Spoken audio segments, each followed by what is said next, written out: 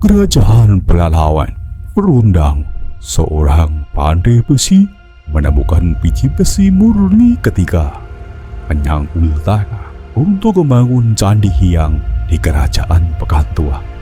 Keahlian perundang bisa jadi sejajar dengan Empu Gandring yang berasal dari kerajaan Tumapel, atau kepandaian perundang mungkin setara dengan pembuat keris Naga Sosro Sapu Intet yang menjadi andalan Maiso Jenar, seorang pendekar pil tanding dari Jawa. Bahkan bisa jadi perundang merupakan pandai besi yang membuat pedang sekelas pedang Naga Puspa yang dipegang oleh pendekar hebat Arya Kamandanu. Maka tidak heran pemburu benda-benda pusaka dari Majapahit datang ke kerajaan Pekan Tua untuk mendapatkan pedang kembar yang dibuat oleh perundang. Bukan itu saja, ternyata para pengumpul benda pusaka dari mancanegara berlomba-lomba untuk mendapatkan benda pusaka dari kerajaan Pekan Tua itu. Lantas, apa saja benda pusaka yang dimiliki kerajaan Pekan Tua itu? Perlu Anda ketahui. Novel Jejak Kerajaan Pahlawan ini terdiri dari 24 episode. Untuk mengetahui bagaimana kisahnya, ikuti cuplikan episode ke-17 berikut.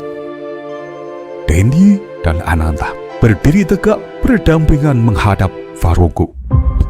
Terus mereka, mata keduanya tidak berani menatap wajah ketua sindikat Parangantek ini. Sikap dingin dan marah yang ditunjukkan Farouk membuat mereka cemas. Dengan wajah kelam, Farouk berucap, hanya menangkap 5 ekor bebek saja kalian kewalahan. Malah ada di antara kalian yang tewas. Benar-benar bodoh. Dendi dan Ananta semakin tertunduk. Laki-laki berkumis tebal ini menatap tajam kepada Dendi. Kau tidak becus memandui anak buahmu. Wajah Dendi pucat. Beri aku satu kesempatan lagi. Baru menjawab kata-kata ini dengan menodongkan pistol pada gending Dendi. Ada kesempatan bagi orang bodoh seperti itu. Hanya Dendi menggigil. Hanya kematian sebagai hadiah kegagalan. Dendi lekas memohon. Berilah aku kesempatan. Aku bersumpah akan membawa kepala keempat pemegang gelang perak ke hadapanmu. Farouk tidak menjawab. Dia meletakkan pistol di atas meja. Selanjutnya, dia melangkah untuk membuka lemari. Kesempatan inilah yang digunakan Dendi untuk meraih pistol. Saat itu juga, dia menodongkan ketuanya. Jangan bergerak, Farouk. Ananta terperanjat dengan aksi nekat yang dilakukan temannya Ilya. Dia cepat melindungi tubuh ketuanya dengan berdiri menghadap. Apa-apaan kau ini? Dia nyata senyum dingin. Ananta tidak bergeming. Dendi, turunkan senjatamu. Kali ini, Dendi membentak. Oke, minggirlah. Ananta tidak menurut. Dengan sikap sampai, Farouk menggeser tubuh Ananta. Kini, dia berhadapan dengan anak buahnya. Dia cuma melimpar senyum sinis. Lalu, dia membalikkan badan, membuka lemari. Dendi langsung menarik pelatok pistol. Seketika, wajah Dendi pucat basi. Ternyata pistol di tangannya tidak ada peluru. Bersamaan itu pula, Farouk sudah berdiri di depannya dengan pedang di tangan. Dengan tubuh menggigil, dia bergerak mundur menjauhi maut. Akhirnya, dia tersandar pada dinding. Tanpa berkutik, tubuhnya terkulai begitu belahan pedang bersarang pada tubuhnya. Farouk menyonggeng senyum tipis melihat darah membasahi lantai. Dia menatap Ananta. Kau yang menggantikan posisi Dendi. Ananta mengangguk senang. Aku akan membayar mahal bila kalian berhasil mendapatkan pedang kembar dan tabung babu serta 4 bungkusan kuning pada 5 orang pemegang perak. Aku siap menjalankan perintah. Bila gagal, kau tahu akibatnya. Baru ketua. Lantas, Ananda beranjak meninggalkan ruangan untuk menjalankan tugas berat. Danif dan Daus yang berangkat dari Jakarta menuju Pekanbaru sudah sampai di Bandara Sultan Syarif Qasim II sekitar jam 8:30 malam. Kedua pemegang gelang perak ini menaiki sebuah taksi. Kemana bang? Hanya supir taksi setelah keluar dari kawasan bandara. Danif dan Daus saling pandang. Mereka tidak punya panduan tentang kota Pekanbaru ini. Danif menjawab seenaknya. Kami mau ke hotel. Hotel apa? Hotel terbaik di kota ini. Supir taksi mengangguk. Mereka melewati arena MTQ yang ramai dikunjungi orang-orang bersantai untuk menghabiskan malam. Para pengunjung duduk di meja pinggir jalan sambil menyantap jagung bakar. Iseng-iseng dan bertanya kepada supir taksi. Kamu tahu di mana letaknya kerajaan Pekantua? Kerajaan Pekantua? Di sini tidak ada kerajaan Pekantua. Maksudmu di sini di mana? Ya di Pekanbaru ini tidak ada kerajaan Pekantua. Kalau di Riau? Juga tidak ada. Tidak mungkin. Aku orang Riau dan tinggal di Riau. Sedikit banyak tentu aku tahu nama kerajaan-kerajaan yang ada di Riau. Kerajaan Pekantua tidak ada di negeri Lancang Kuning ini. Kedua pemegang gelang perak ini saling pandang. Supir taksi memberi saran. Kalau Bapak penasaran, ya, Bapak kunjungi saja Istana Siak dan Istana Sayap. Di mana itu? Istana Siak di Kabupaten Siak dan Istana Sayap ada di Pelalawan.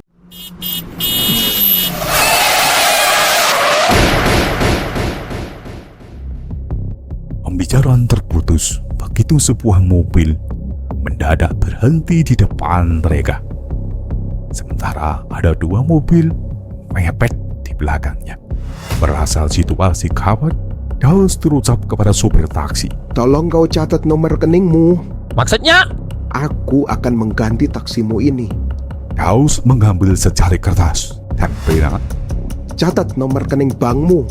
Supir taksi langsung mencatat nomor rekening banknya. Selanjutnya, secari kertas itu diserahkan pada Daus. Secara mendadak, Daus menginjak pedal rem seraya melirik sopir taksi. Cepat keluar. Sopir taksi bengong. Daus membuka pintu dan langsung mendorong sopir taksi keluar. Selanjutnya, dia tancap gas. Apa-apaan kau ini? Daus tidak menjawab. Dia langsung memegang setir. Detik berikutnya, dia mengemudikan taksi dengan kecepatan tinggi. Dia tidak tahu kemana arah jalan. Yang penting, baginya adalah menjauh dari bahaya. Danif memperhatikan tingkah temannya tanpa mengedipkan mata. Kini, matanya memperhatikan jalan di mana Daus membelokkan taksi ke jalan sebelah kiri. Tidak jauh dari persimpangan, kini mereka kembali berada di persimpangan. Taksi menerobos lampu merah dan membelok sebelah kanan. Kita melewati jembatan Siak 1. Ucap Danif. Begitu melewati portal, baru beberapa meter masuk ke dalam jembatan.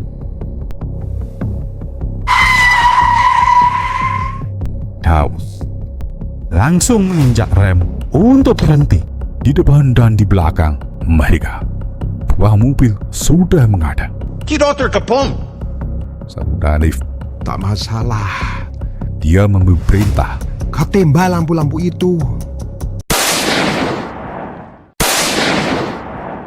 Tanpa banyak tanya lagi, Danif melepaskan rentetan tembakan. Lampu-lampu penerang yang di atas jembatan hancur Suasana gelap. Orang-orang yang berada di dalam mobil terkejut melihat mobil yang mereka kadang bergerak meluncur laju ke arah mereka.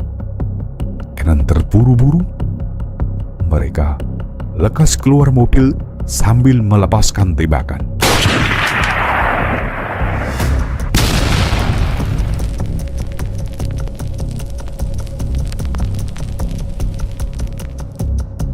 Terdengar ledakan keras.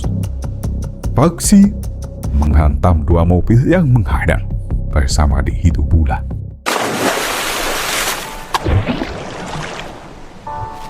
Kaus dan Danif meloncat dari jembatan Siak 1.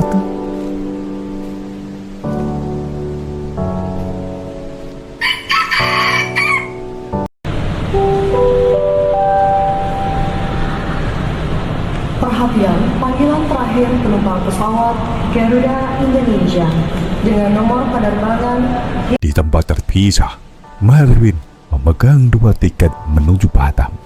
Memang na di sana ada pemegang perak. Sepertinya Robi pergi ke sana. Sepertinya Dan ini sebuah harapan. Marlin diam. Semoga pemegang gelang perak lainnya ada di situ. Marvin mengangguk.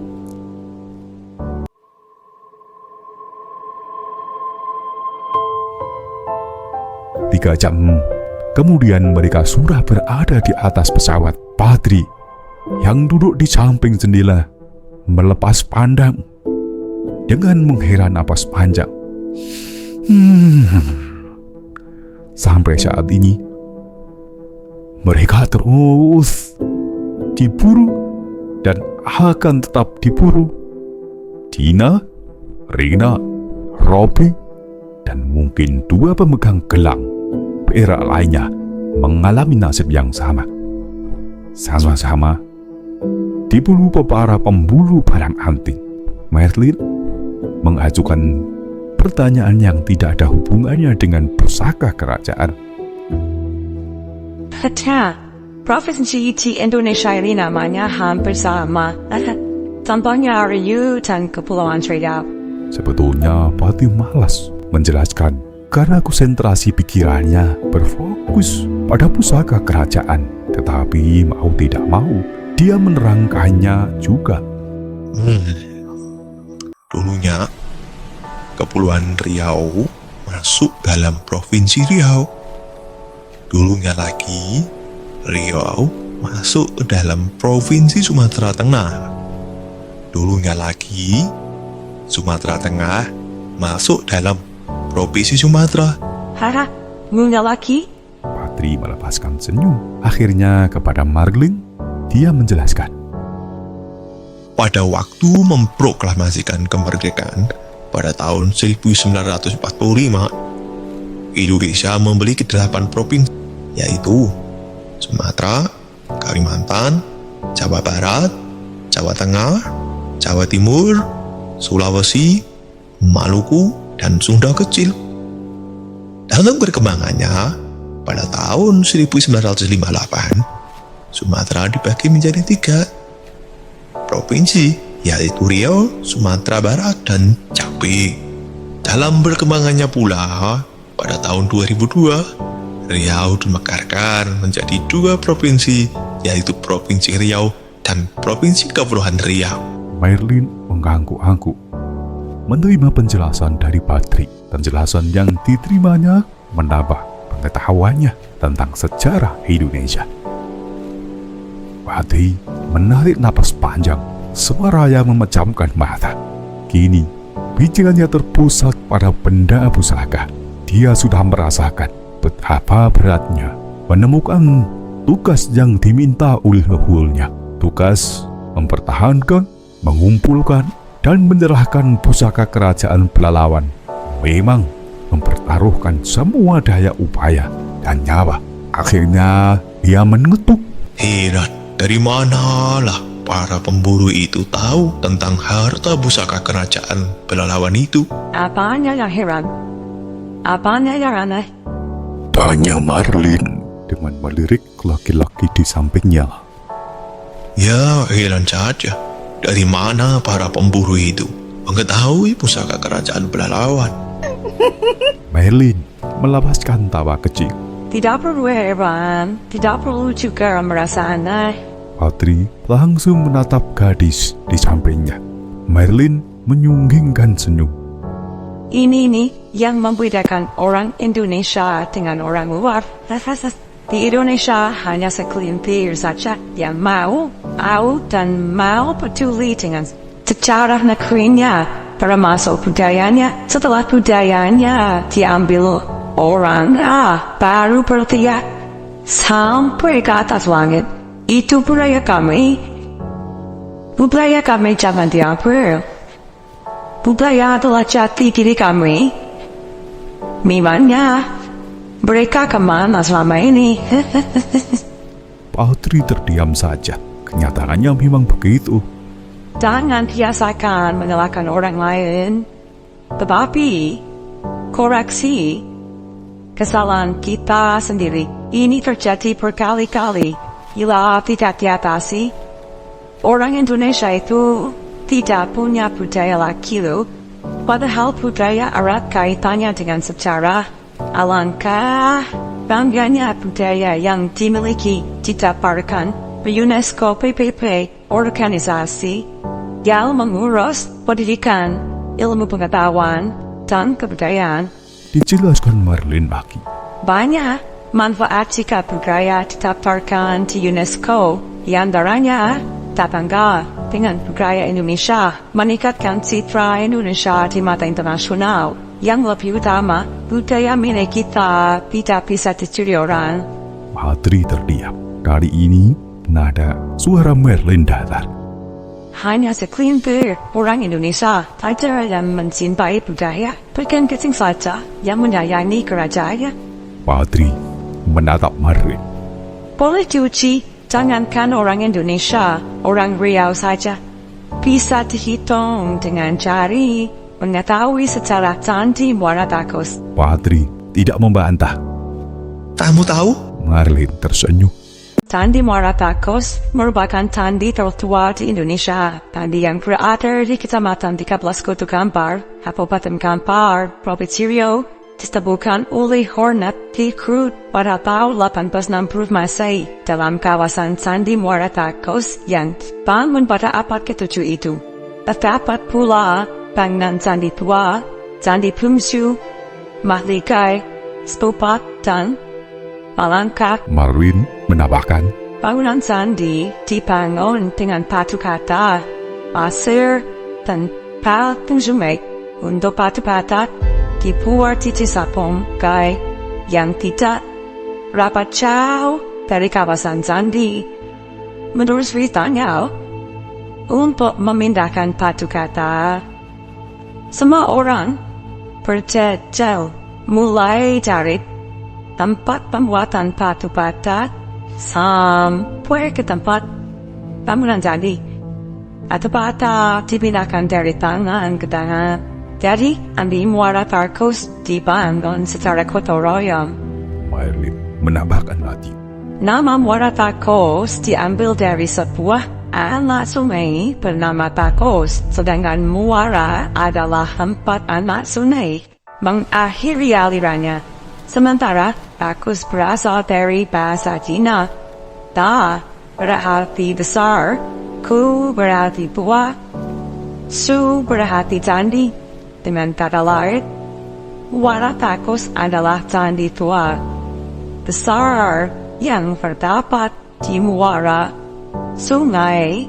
Keterangan yang diberikan Merlin ini membuat Patri malu sendiri. Dia sebagai orang Indonesia, orang Riau sendiri hanya tahu Candi Muara Takus berada di Kabupaten Kampar. Berkunjung ke sana pun tidak pernah. Sementara Marvin yang tinggal jauh di seberang sana mengetahui secara rinci dan detail tentang bangunan yang dibuat pada masa kerajaan Sriwijaya ini. Patri semakin mengagumi gadis Belanda ini. Kamu tahu semuanya? Karena aku mencintai budaya. Aku bangga kepadamu. Aku lebih bangga lagi kepadamu. Kamu sangat mencintai budaya, mencintai negeri. Demi kerajaan Pelalawan, kamu bersedia mempertaruhkan nyawa. Aku ikhlas menunaikan tugas. Lungful, Ya, Selang Merlin. Kali ini nada suaranya sangat serius. setelah aku berhasil membantumu menyerahkan pusaka kerajaan ke pihak istana Sayap, aku ingin kamu melamarku. Patri menggenggam jemari gadis berambut pirang ini.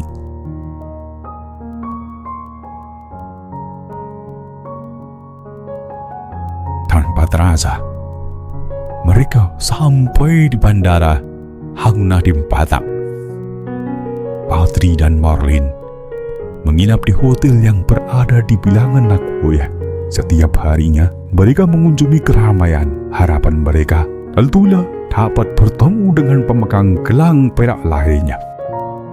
Apakah kejadian aneh yang akan dialami sepasang kasih beda warga negara ini ketika menginap di Batam? Dapatkah Patri menemukan benda pusaka milik kerajaan Pekan Tua yang menjadi asal muasal kerajaan Pelalawan itu? Bacalah novel Jejak Kerajaan Pelalawan yang sebentar lagi akan banyak terpajang di perpustakaan terdekat di kota Anda.